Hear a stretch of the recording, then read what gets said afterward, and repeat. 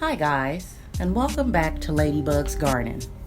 Today, we are going to take a little stroll through our Crimson Sweet watermelon patch. We have at least 9 pollinated watermelons growing so far. We have about 4 to 5 that were hand pollinated a few days ago, so they're still small. We will see all of them today on our tour.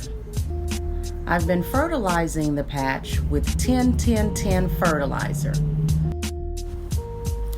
The patch had so much growth that I had to go in and trim away a lot of the vines so that the plant can focus more on growing the watermelons and not additional vines. Before trimming away the excess vines and leaves, there were a few watermelons I didn't even know were growing until I started pulling back the leaves and checking for incoming watermelons that would need to be pollinated. Here is watermelon number 1. That was a surprise to me.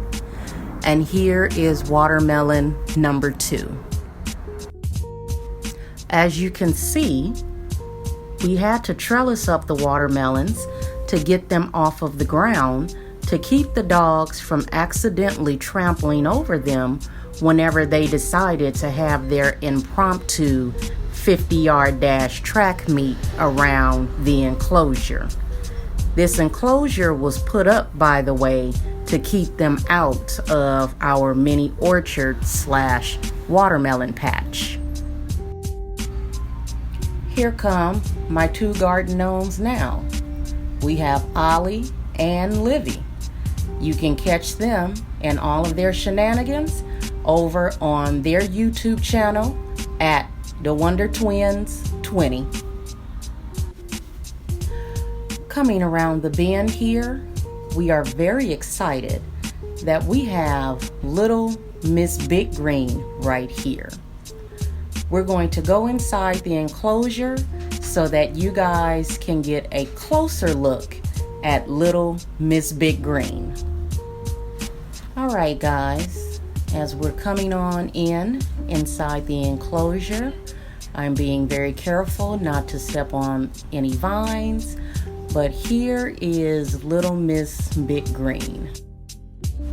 She's currently resting on the edge of the red gate here. As we come upon her tendril, as you can see, it is still very green, so she is far from being ready. So we are patiently waiting for her and the others. At this rate, we'll be eating watermelons at Christmas time, which isn't a bad thing, by the way.